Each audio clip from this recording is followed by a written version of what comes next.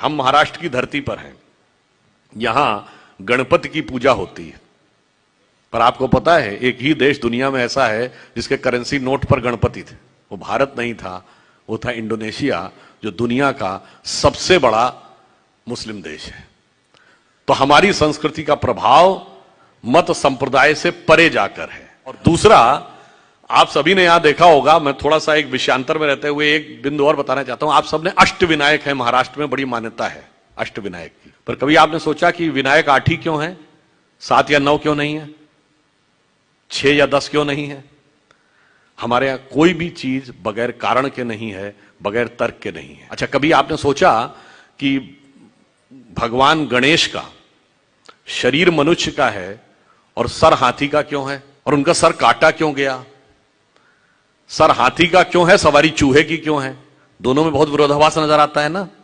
और उसके बाद यदि हाथी का सर है तो उनको एक दंत क्यों कहा गया? हाथी के तो 2 दांत होते हैं, तो फिर एक ही दांत क्यों है?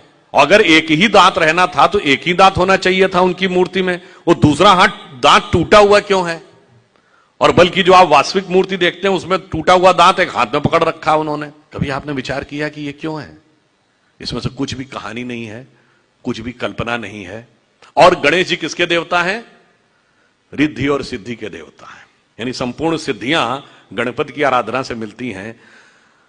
गणेश जी का यह और गणेश जी पुत्र किसके हैं? शिव पार्वती के।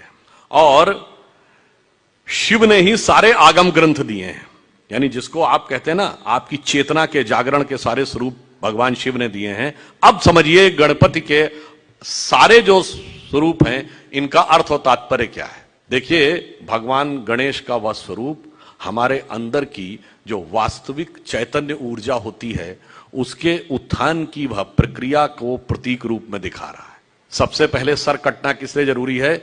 वह आप अंदर की यात्रा करके अपनी कुंडलनी शक्ति को तब जागृत कर सकते हैं जब पहले आप अपने अहंकार को नष्ट करने में सफल होते हैं। तो आपका सर कटने का स्वरूप प्रतीक ये है।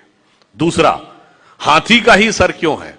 क्योंकि हाथी की जो सूंड है, और आपने देखा होगा हमेशा गणपति की सूंड इस दिशा में यूं है, कभी ऐसे नहीं है। क्यों?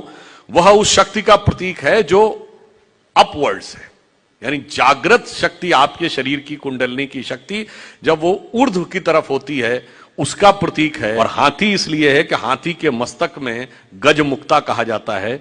माना जाता है कि हाथी के यहां मस्तक में एक मुक्ता है, तो वो ब्रह्मरंध्र का प्रतीक है। और जब वो मुड़ी हुई सूंड ऊपर है, और चूहे की सवारी क्यों है?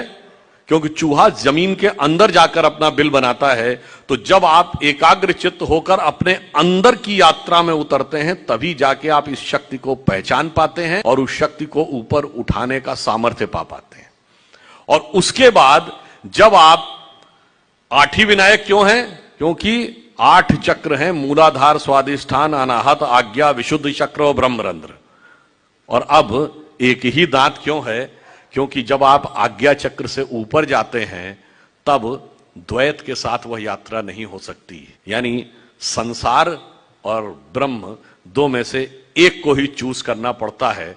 तो वह दांत टूटा हुआ क्यों है? तो संसार के साथ उस संबंध का विच्छेद करना पड़ता है, उसे तोड़ना पड़ता है, इसीलिए टूटा हुआ दांत हाथ में रखे हुए हैं। फिर आगे की यात्रा जाकर जब ब्रह्मरंध्र तक मिलती है तो समस्त रिद्धियां और सिद्धियां आपको प्राप्त होती हैं। यह उसका प्रतीक है। यह मैंने इसलिए बताया कि हमारे तमाम मार्क्सवादी लोग जब यह प्रचारित करने का प्रयास करते हैं, जैसे मार्क्स ने न्यूयॉर्क हेराल्ड ट्रिब्यून में 1854 में एक आर्टिकल लिखा था कि जो कुछ अंग्रेज भारत में कर रहे हैं यह दुखद है परंतु सुखद भी है।